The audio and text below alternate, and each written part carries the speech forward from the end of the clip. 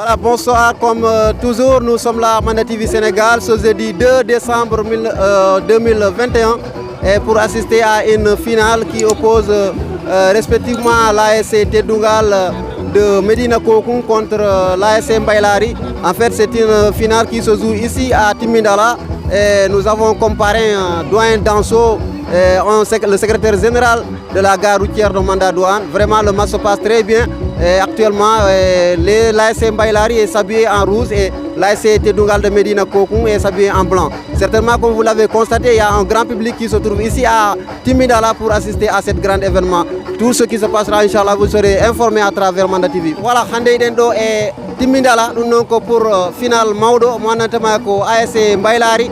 woni ko hawri do kañum e ASC Tedungal mo Medina Kokoum. Ɗum noon maçon ko ne joyede ko ɗo e nder Timindala. Maçon no yaar no hanir non pour l'instant. En tout cas, l'ASC Mbaylari woni ɓorniɓe boɗeji ɓe, ɗum noon ASC Tedungal woni daneji ni. Parrain on mi waɗa mi andintinaw rek woni parrain on ko Danso, wani le secrétaire général de la gare routière de Manda Douane. Ɗum noon comme vous l'avez constaté actuellement, match on no yara no hanir. Manda TV no ɗo inchallah hollude on kala ko wata ɗo feƴƴude guilin e présentation joueur ji ɗin ha e délégation monatama ko on parrain on woni ko ardi e kala ko wata yawɗe ɗo inchallah ma jokkodiro e Manda TV min holla on fof inchallah.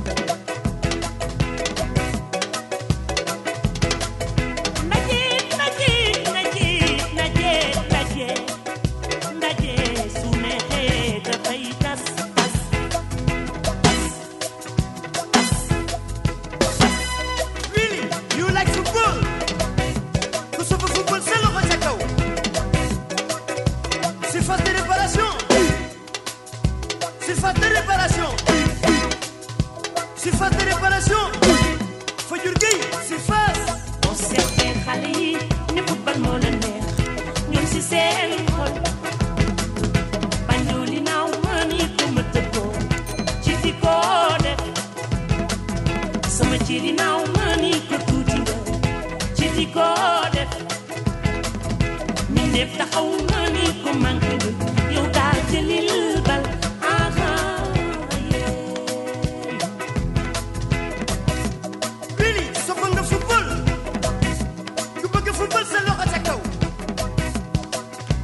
Surface de réparation.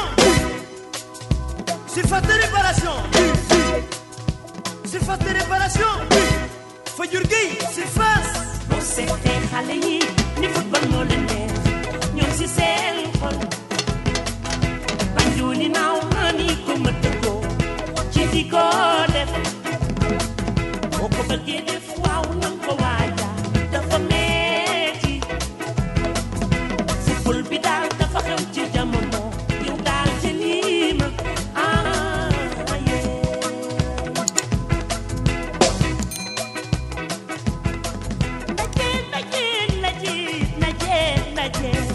naje su neexee dafay tas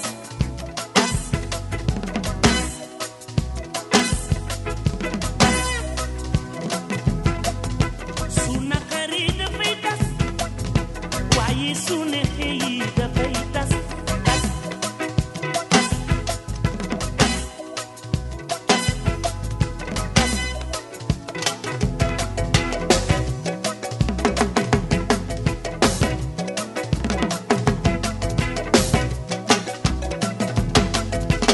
Mondial 98 tekkil nga cosaanu football moo leen neex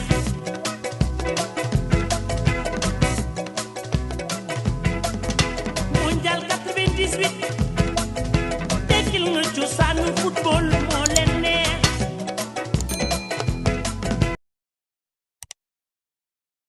Alors, merci, bonsoir et bienvenue ici au terrain de Timidara. Nous sommes là pour assister à une grande finale qui oppose respectivement l'ASC Bailari contre le Tédougal de Medina Kokoum. Donc le match joue régulièrement pour l'instant et que nous avons une délégation très forte de la part du parrain et de son excellence M. Danso, le secrétaire général de la gare routière de Mandadoua. Donc rapidement nous allons passer à la présentation de cette dynamique et excellente délégation de son excellence. Et en l'occurrence nous avons d'abord Aliou Danso, monsieur le parrain de cette journée. Ensuite, il y a Maodo Bari, le président du conseil communal de la jeunesse de Sintian-Koundara. Et nous avons Malan Conté, conseil à la mairie de Sintian-Koundara. Nous avons Yaya Ba. Ensuite, il y a Abdourahmane Sow, Mohamedou Baldé, conseiller. Ibrahima Kamara, Maodo Kamara, Kindi Diallo, Manda, Tidjani Dia, Manda, Aladji Doukouré, Sadio Kamara, Kanjama, Yaye Ami Bari, de Sintian Koundara. Il y a aussi la fille du maire, Kadjatou Bari, il y a Hawa Ndiaye, et enfin Safi, suivi d'autres personnes, mais pour l'instant, nous ne retenons que ces noms. Donc nous vous disons les bienvenus et le parrain aussi, nous l'avons vu avec une forte délégation qui souhaite aussi la bienvenue et qui demande à tout le monde d'être les bienvenus. Nous avons Moussibet Tawete Bedo Ender Timindala, Handeko finalement de Wonido et au jeudi 2 décembre 2021, nous avons finalement Natamako ASC Bailari, Woniko Zoudoudé, Kanyu et ASC Tédougal, Moumedina Kogoum, nous sommes dari ko ASC Bailari Woni et Mayo Rouge Guidi. Rouge blanc, n'est-ce pas? Donc, il y a une forte délégation parrain, Aliou Danso, le secrétaire général de la gare routière de Mandadouane. Nous avons une délégation Mako, on a une décision de vraiment pour l'équipe Timoudo et des questions du Médé. O jari kala ardo kan der terrain do mais kadi o jari ben wonbe yeso mabbe do woni en l'occurrence monsieur le maire de son excellence Elhaj Galle Bari et kala wondo kay der mairie mo Sintian Koundara dum no comme no wiide ni maçon no joue normalement pour l'instant et inchallah et yahay seeda e wadde commentaire maçon mino yetta Allah en nulal maire Mohammed sallallahu alaihi wasallam parce que commune on no yaaji sukabe no heewe commune donc si tay zone timminala wadi kam choisir parrain mi jeeya Sintian Koundara mino golla manda c'est une fierté pour moi e mino welti ko wadi ko mino jaari ko wadi ko mi ala ko yobe signa yalla yobube quoi parce que commune no yaaji sa ko do subi ma parrain rek haray ayso limani ma mais mo contuma e makko quoi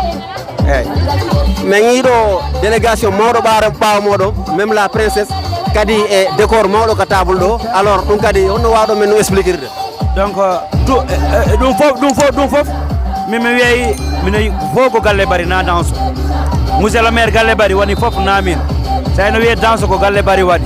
sa yino hande no wade parrainé danso ko Galle Bari wadi te kadi o délégation do ko kadi fof ko kanko kadi wadi déployer yimɓe yo ar min ɗum goto wonno gasa ɓe artano kono noon mina jaari monsieur le maire Galle Bari kanko woni autoron ɓeɗo wiyonoɓe fof ko des responsables de différentes zones responsables tundu ɓe tundu ari ɗo la jeunesse et les jeunes donc la gestion féminine fof ɗo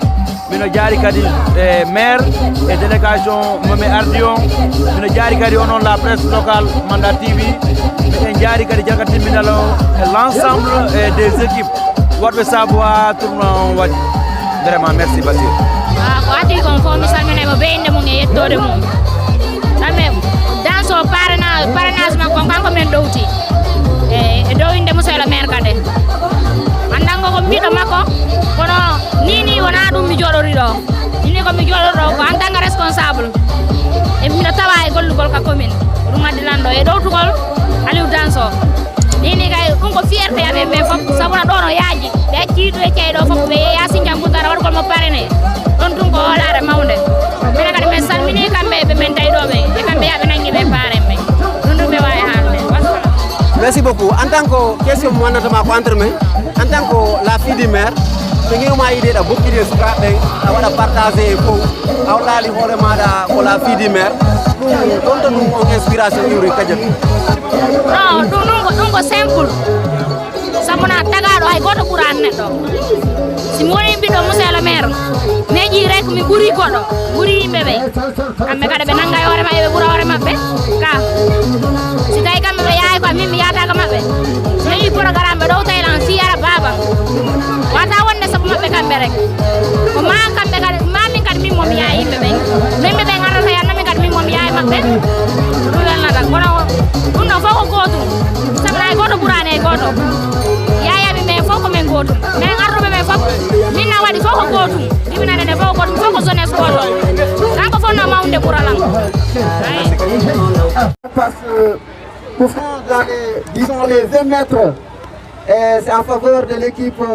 des Blancs, c'est-à-dire le titre de Médina Koungou. C'est un coup franc très dangereux car nous sommes dans la deuxième période de ce match et à la fin même de cette deuxième partie. Cette partie est la coup de tête dégagé par le défenseur qui va peut-être aller en touche, non, contré par le numéro de récupérer et donne une passe excellente au numéro 18 avec un dégagement. Il trouve le numéro 13 encore pour qui va repartir. Cette fois-ci la balle va sortir et ce sera en 6 mètres. Le gardien en possession de la balle et qui va dégager le 6 mètres en long dégagement de bas. Il va retrouver son coéquipier. Ça ne marche pas cette fois-ci, donc c'est toujours pour les Rouges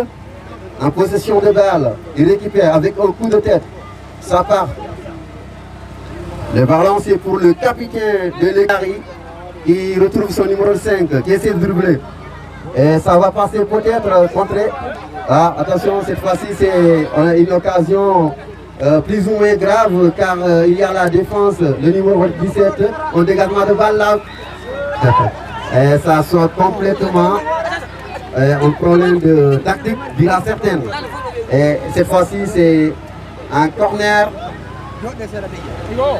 pour le numéro 8 qui va essayer de dégager le ballon. Je rappelle qu'il y a une forte délégation de Moussé Ali Dansou, l'honorable de cette journée, accompagné du président du conseil communal d'organisation. Attention, c'est peut-être le pire, contré par le gardien. Et on ne sait quoi a décidé Moussé l'arbitre. Voilà, le ballon, pardon, est toujours pour l'équipe Bailari, avec son gardien habillé en vert, noir. Et c'est la fin de ce match qui va nous mener directement vers les tirs au but. Et de ce match, c'est un excellent match. Voilà une information très importante. Le match est à 0 but partout, en tout cas dans les 90 minutes de ce match. Et que nous allons directement vers les tirs au but, ce qu'a décidé l'arbitre central, c'est-à-dire le doyen Bayo avec une équipe dynamique. Donc voilà, monsieur, en tout cas, je vais rappeler mon Kalayo on est place parce qu'il y a un maçon Zouama et les 90 minutes, maçon ko 0 but partout on ko yari. Et nous avons un terrain on évité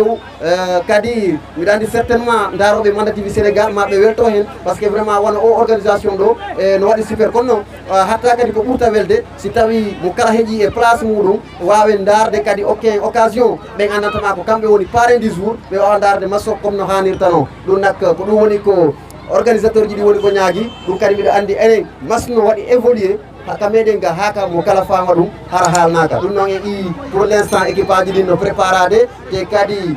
arbitre on ka hakkude terrain e mo nodda fotɓe tirde ɓe mi andi certainement ɗum foɗani tongude par ce que eɗen i ko jemma woni arde ni n'est ce pas ɗum nak vraiment comme je vous l'avais dit c'est le monde est appelé à rester mobile, à rester immobile en tout cas. Et donc, chacun à sa place, nous allons assister à cette vertirobie qui va se jouer tout de suite. D'un moment à l'autre, nous attendons la décision de l'arbitre qui est au milieu du terrain pour appeler ses joueurs, en tout cas, les joueurs des deux camps. Voilà, nous sommes dans les moments de rafraîchissement et que le terrain est animé. Nous avons de l'autre côté des appareils DJ DJ Prince, l'homme de Sintiapoundar, l'international, accompagné de DJ Idi depuis Mandadouane. En tout cas, la fête est belle et c'est excellent. DJ, mieux pour de musique.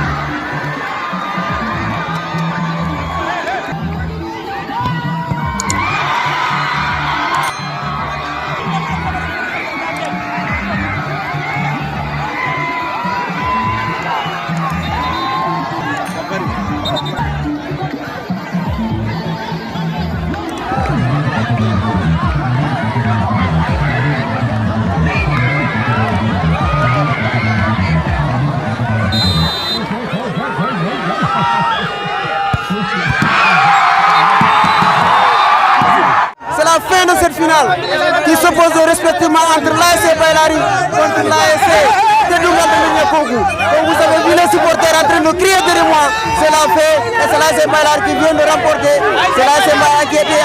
s'habillé en rouge. Donc merci et bientôt. Voilà musidɓe on daari maso 90 minutes Allah waɗi ay goto markali ɗum nak Allah waɗi ɗo joni en yeehi tiroɓi e ñii ko AS Mbaylar woni ko gagni AS Teddungal mo Médina Kokou ɗum noon ko welwel wonɗo donc gagna o jarama indema Bala Sissoko a Kowara mayta AS Mbaylar kulama bot o figa hoole kulama bot o figa hoole kulama bot Bala Sissoko a welti ke très bien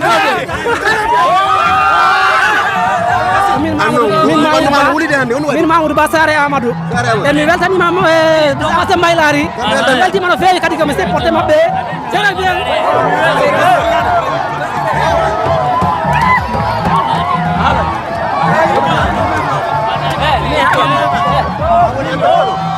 wadi fof miɗi salmina Manda TV no feewi par ce que min ko banjul mi wonno ko sabu final o addi kam ga mais chaque jemma somi jippike golle miɗi daara Manda TV. merci beaucoup an ko amambo min ko Mahamadou Sissoko Kowara président AS Mbaylar vice président zone de Timindala Mahamadou Sissoko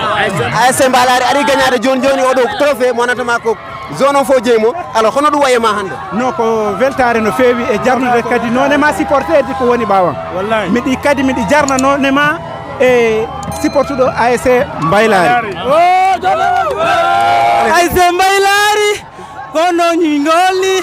AS Mbaylar saabi hande amin poori AS Mbaylar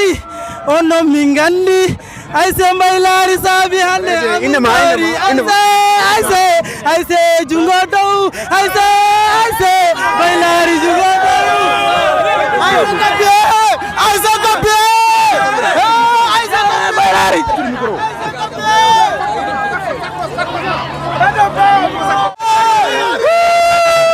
weltani AS Mbaylar par ce que aɗum ko Mamadou Kanté Sare Dombel woni AS Mbaylar koye ngolɗoɓe fuɗɗi wadde coupe Allah waɗi équipe maɓɓe o kam o yaari yeeso ha o naɓi hikka coupe o hikkano kadi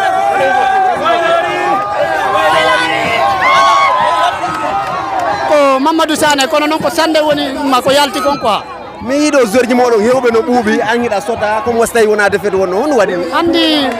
ɓooyiɗo juuɗe emo ɓooyani wonɗo ekkitade fo wawata wonde muñal gotal ko ɗum waɗi ɗum sa lappama ko grand joueur o wawata on ɗibbande mo donc an aɗa jaɓi defete toon quoi non min miɗo jaɓi defete toon par ce que min lappama te wona angal wakkilare ɗum non ballon o welingal Allah ko ha ɗon tan on jarama min weltike nice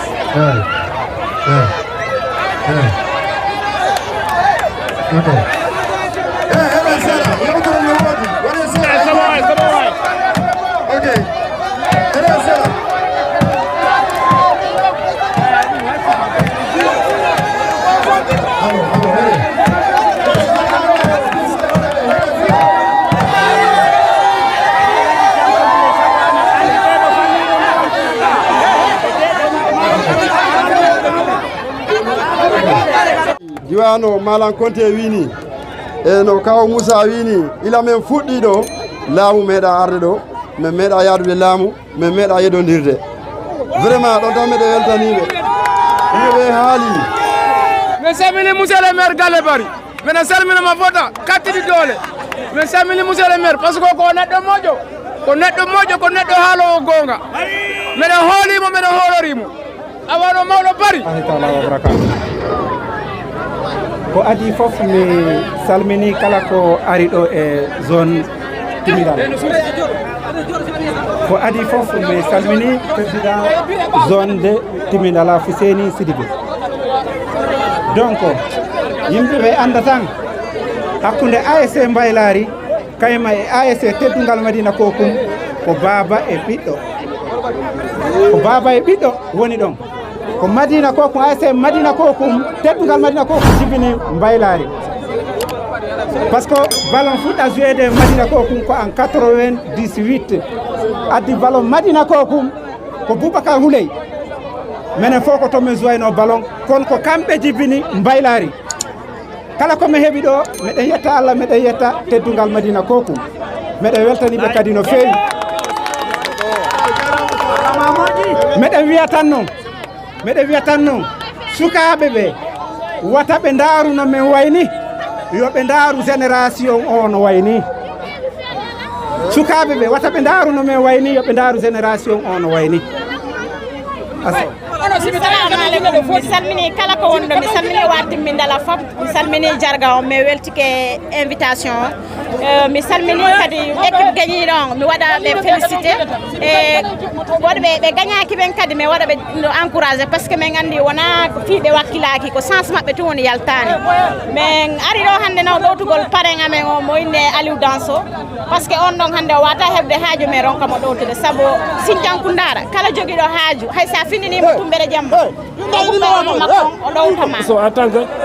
le maire ma sami ASC Madina Kokum ɓe Madina Kokum ɓe meeɗi ƴettude final hannde so ɓe final kala équipe goɗɗo ƴetti ɓe France lobde yoɓe welto ɓe nanngude koɓe welto ɓenne ko ɗum Allah hoddiri wassalamu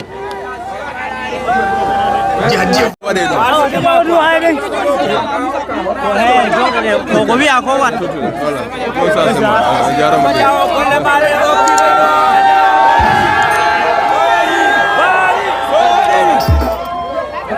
ko gaje sarbe do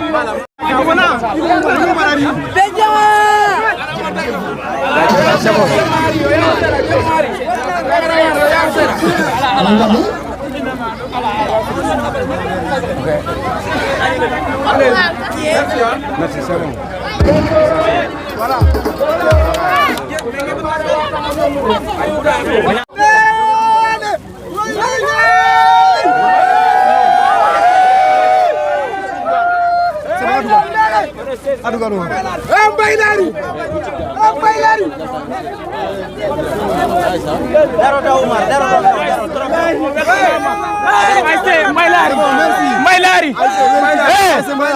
Mbaylari équipe ko hikka ari hikka bilahi ko men wiyete ASC Mbaylari ha bon dire seeda ha be do ƴetto trophée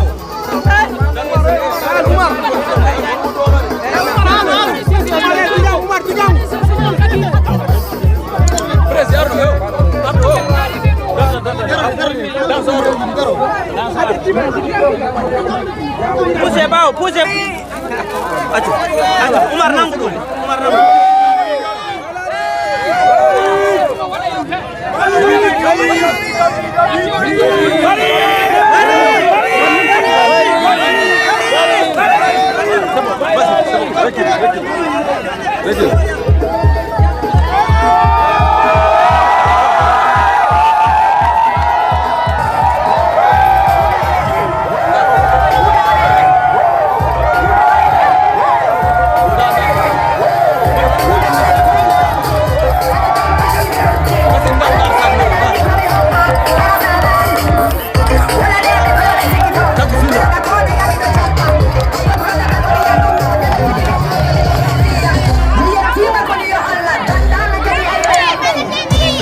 c'est bon